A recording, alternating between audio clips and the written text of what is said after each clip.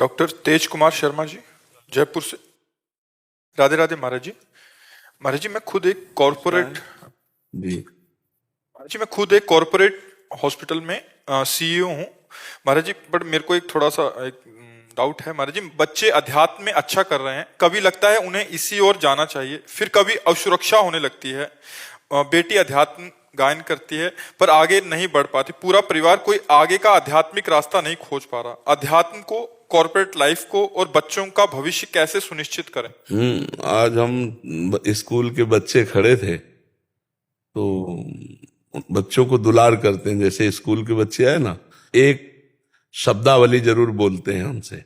जैसे छोटे बच्चे कुछ उपदेश करते हैं, 2 लाइन बोला था, उसी में पूरा अध्यात्म है। छोटे बच्चों को या विद्यार्थियों को सबसे पहले ब्रह्मचर्य पर दृष्टि देनी चाहिए। सबसे पहले अगर ब्रह्मचर्य सुरक्षित है तो स्मृति, शरीर बल, सब बल जागृत हो जाएंगे। ब्रह्मचर्य पर अपने बच्चों को शिक्षा देनी चाहिए, बिल्कुल मित्रवत बैठाल कर उनको शिक्षा। बच्चों को कहा कि तुम अपने ब्रह्मचर्य पर ध्यान देना। जो बच्चा तुम्हें गंदी बात सिखाए वो तुम्हारे लिए बहुत दुश्मन की तरीके है। ऐसे बच्चों का संग न करना। कोई गंदी बात मोबाइल से ना देखना। और नाम जप के लिए हम उनसे कहा, अगर 10 मिनट राधा राधा बोलोगे, 10 मिनट, तो तुम देख लेना तुम्हारी पढ़ाई में उन्नति होने लगेगी। थोड़े शब्दों से बोल। तो अध्यात्म को समझने के लिए पहले नींव डालो बच्चों में। कोई, हमने उनसे कहा बड़े होकर कोई नशा मत करना। छोटे छोटे बच्चे, कोई नशा मत करना, ये गंदी बातें जो गर्लफ्रेंड बॉयफ्रेंड, ये सब नहीं, ये नहीं। ये व्यभिचार प्रवृत्ति जो छोटे बच्चों में आ गई, ये बहुत हानिकारक है। तो अध्यात्म के लिए नाम जप अत्यंत अनिवार्य है। तो जैसे उनका पढ़ना भी अध्यात्म में अनिवार्य है। जो आधुनिक पढ़ाई है, ये अगर हम काखा गाघा ना पढ़े होते तो हम शास्त्र की बातें न सुना सकते थे। प्रणाम है उन गुरुदेव के जिन्होंने काखा गाघा सिखाया, जिन्होंने बड़ा की मात्रा, छोटी की मात्रा, ये सब सिखाया ना। आज वही काम आया ना शास्त्रों के। तो आधुनिक पढ़ाई व्यर्थ नहीं है, आधुनिक पढ़ाई जरूरी है। तो बच्चों को जो आधुनिक पढ़ाई है वो उनकी पूजा है। जैसे अर्जुन छात्र धर्म से युक्त है तो भगवान कहते युद्ध तुम्हारी पूजा है। तो बच्चों की पढ़ाई उनकी पूजा है, और उस पूजा को पूर्ण करने के लिए 10-15 मिनट माता पिता को चाहिए कि उन्हें नाम कीर्तन या नाम जप में लगावें। महाराज बहुत अच्छा गाती है और सब कुछ करती है और भटक जाती। नहीं नहीं, भटकने का क्या स्वरूप आप दिया, उसके भटकने का क्या स्वरूप? बिल्कुल छोड़ देती है, बहुत अच्छा भजन करती है, बहुत नहीं, छोड़ना तो नहीं चाहिए। गंदी बातें छोड़ना चाहिए, अच्छी बातें नहीं छोड़ना चाहिए। हम अपना एक समय बांधे। देखो, हम ये नहीं कहते कि बच्चे मनोरंजन करें ही ना, नहीं। कोई अच्छा धार्मिक सीरियल जो आपके साथ बैठ के देखा जा सकता है वो दिखाओ। ऐसे मोबाइल बच्चों को जो बड़े बड़े मिल गए हैं, स्मार्ट मोबाइल, और इधर उधर सर्च करने लगे तो बच्चों की बड़ी दुर्दशा हो रही है। आपको तो शायद नहीं पता हो, हमें तो प्रायः ऐसी घटना हमारे पास आती रहती बच्चों की, कि मतलब बड़ी दुर्दशा। एक मन अन्न जब हमारे उदर में जाएगा, एक मन अन्न 40 किलो, तब एक बार संतान उत्पत्ति करने योग्य वीर्य तैयार होता है। 40 किलो पौष्टिक अन्न पाने पर एक बार संतान उत्पन्न करने की क्षमता वाला सप्तम धातु प्रकट होता है। अब जो रोज 2 बार 3 बार इसको बच्चे छीण कर रहे हैं, उनको तो पता नहीं, तो अपनी जीवनी शक्ति, स्मृति सब नष्ट कर रहे हैं। हमें लगता है बच्चों को पहले ये सिखाना जरूरी है कि वो ब्रह्मचर्य से रहें और विद्या को भगवान की पूजा समझे, जो अपनी पढ़ाई है, और 10-20 मिनट नाम संकीर्तन, नाम जप ये जरूर करें। और माता पिता से मित्रवत व्यवहार करें। जैसे अपने दोस्त को हम हर बात बता देते हैं, ऐसे हम अपने माता पिता, और माता पिता को चाहिए कि बच्चे के ऊपर शासन प्यार वाला करे। अगर तुमसे कोई गलती हो जाए ना तो हम आगे खड़े हो जाएंगे। गलती करना मत, अगर गलती हो जाए तो तुम डरना मत, मुझे जरूर बता देना, मैं तुम्हें बचा लूंगा। ऐसे बच्चों से बात की जाती है। आजकल माता पिता ऐसी उद्दंडता करते हैं जो बच्चों को संभाल नहीं पाते। फिर बच्चे ऐसी समस्या में फंस जाते हैं कि उनको एक ही रास्ता दिखाई देता है, शरीर को। तो इसलिए बहुत संभाल के, ये हमारे देश के भविष्य हैं, जो बच्चे बच्चियां हैं ये देश के भविष्य हैं। इनको सुंदर पढ़ाओ, ये पूजा है आपकी, इनको पढ़ाओ। अच्छा, वृक्ष को जैसे हम सेट करते हैं वैसे ही उसका स्वरूप आ जाता है, बांध करके उसको ऐसे ऐसे इनको हमारे दृष्टि में होना चाहिए। तुम्हें मोबाइल चेक करना चाहिए बच्चों के, पर बड़े चतुर हैं, पूरा उसका डेटा ही उड़ा देंगे, ऐसे बच्चे हैं। पर कोशिश करना चाहिए कि उनकी गलतियों को हम समझें। स्कूल जाना चाहिए, मास्टर से मिलना चाहिए और बच्चों से मिलना चाहिए, क्या चरित्र इसकी जांच करना चाहिए, क्योंकि छोटे छोटे बच्चे चरित्रहीन हो रहे हैं। अगर चरित्रहीन हो गए तो फिर आगे क्या उन्नति करेंगे। तो इसलिए हमारी सबसे प्रार्थना है बच्चों से भी कि आप अच्छे चरित्र वाले बने, और माता पिता को प्रार्थना है कि बच्चों से मित्रवत व्यवहार किया जाए। समय का होता है ना, अब बच्चे इतने प्रवीण नहीं कि आपकी डांट को वो प्यार समझे, तो अब वो काट थोड़ी डालेंगे, वो तो उनका एक प्यार है जो एक शासन कर रहा है। लेकिन बच्चे इस बात से भयभीत हो जाते हैं, अगर पापा ये बात जान गए, मम्मी ये बात जान गई, अब वो अंदर ही अंदर घुटता रहता है और उसको कई तरह से टॉर्चर होता है दिमाग का बच्चों के साथ। तो हमें लगता है कि ये बच्चों को उन्नतिशील बनाने के लिए परिवार में कोई उनका शोषण न करे, ये भी बात ध्यान रखनी है। परिवार के जन, रिश्तेदार के जन ये शोषण न कर पाए, क्योंकि हमारे पास कई ऐसी शिकायतें आती हैं कि बच्चियों का परिवार में ही शोषण होता है, मामा भांजे, रिश्ते नाते, और यहां तक कि कहने में शर्म लगती पिता के द्वारा भी ऐसा, मतलब हमारे सामने। तो ऐसी रक्षा की जाए, हमारे भारत के भविष्य है। तो इसलिए अपने बच्चों का जीवन पवित्र रखो और नजर रखो, कोई रिश्तेदार नातेदार, ये अबोध बच्चे हैं, इन पर कहीं गलत हरकत न कर। हमें लगता है कि हफ्ते में 1-2 बार तो बच्चों के साथ बैठना चाहिए, एकांत में खवा पिया के हंसी खेल करते हुए आज हम लोग बातें करते हैं।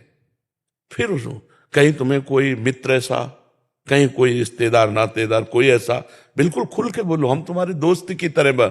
ऐसे बच्चों को प्रेम देना चाहिए। अगर वो फेल हो जाते हैं तो हम मित्रवत व्यवहार उस समय करें, कोई बात नहीं, हम फिर मेहनत करके पैसा लगाएंगे, आप पढ़ने में ध्यान दीजिए। इस बार कमजोर पढ़ाई की, हमें लगता है इसलिए फेल हो गए, आप प्रयास कीजिए।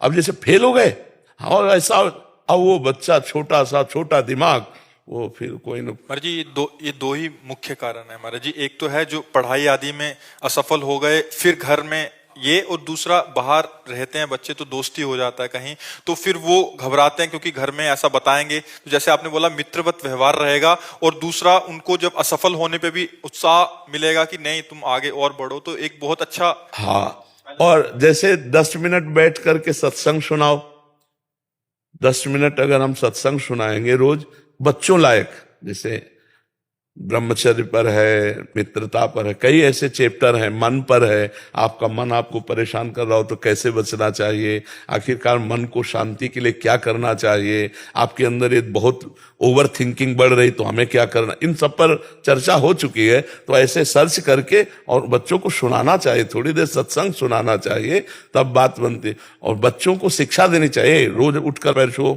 मम्मी के पैर छुओ, ऐसे कहना चाहिए, बच्चों को लगाना चाहिए।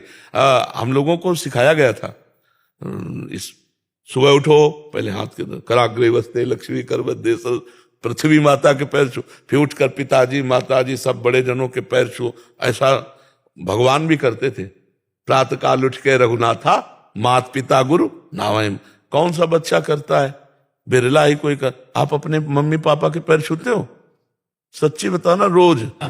आज का जन्मदिन है प्रभु जी, अच्छा। आज भी पैर नहीं छुए सुबह। और आप ऐसे ऐसे आपने ऐसे ऐसे कह, झूठ ना मत बोलो। अगर आप कह देते कि मैं नहीं छूता तो मैं प्रसन्न हो जाता, आपने झूठ बोला, ये गलत संस्कार है आपके। आप अच्छे बच्चे बनो। बहुत डांट तो लगेगी, डांट से नहीं डरना, लेकिन झूठ से तुम्हारे ऊपर विश्वास खत्म हो जाएगा। नहीं, अब हम आपसे पूछेंगे, आप ऐसा, आप जो बोलेंगे तो मुझे डाउट होगा, पता नहीं झूठ बोल रहा हो। झूठ नहीं बोलना चाहिए जी। आज तक गलती हुई, आज से मैं रोज अपने मम्मी पापा के पैर छूंगा, ऐसा बोलो। रोज अपने मम्मी पापा के पैर छूंगा। हाँ, बहुत सुंदर, इससे बहुत अच्छे आशीर्वाद मिलते हैं मम्मी पापा के। ठीक है, महाराज जी अगर कम शब्दों में बच्चों के लिए, क्योंकि माता पिता महाराज जी बच्चों को कहते हैं तो बच्चे आजकल ऐसे माहौल में रहते हैं कि वो सुनना ही पसंद नहीं करते कि ये तो समझ नहीं पा रहे कि जो हम, तो महाराज जी बच्चों के लिए कि वो उनकी दिनचर्या क्या हो, मतलब जैसे आप बता रहे हैं। हाँ, बच्चों की दिनचर्या में क्या है कि पहले तो उनको समय से उठाना चाहिए, सूर्य उदय के पहले उठाना चाहिए, क्योंकि जब सूर्य भगवान उदय होते हैं तो बुद्धि, श्री, यश ये सब नष्ट कर देते हैं। जो शयन करता है उसकी आयु भी नष्ट होती है, श्री कांति भी नष्ट होती है, और स्मृति भी नष्ट होती है, बुद्धि भी नष्ट होती है।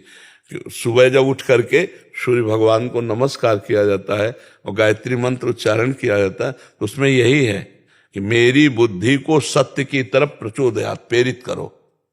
जो तो भगवान सूर्य ज्ञान के दाता हैं।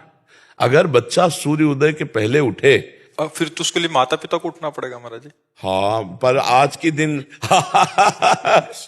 की दिनचर्या है 2-3 बजे सोना और 11 बजे उठना, तो अब हमारा तो कोई मेल ही जोल नहीं पाता है। हमारा तो 11 तो कम में 2 बजे उठते हैं दिन में। हाँ, दिन में। तो बताओ 2 बजे नहीं, 2 बजे रात्रि के उठते तो हमारे से मिल जाती बात की, और 2 बजे रोड में आ जाते। अब कैसे हम दिनचर्या बताएं जब प्रातः की दिनचर्या ही नहीं बन पाएगी। हाँ, तो जैसे अब ये दिनचर्या करके और बच्चों को तांबे के पात्र में रखा हुआ जल अगर पिलाया जाए, वज्रासन में बैठकर पिए, थोड़ा टहलो, सौंच जाओ, स्नान करो, 10 मिनट व्यायाम करो और इसके बाद अपनी पढ़ाई पे लगो।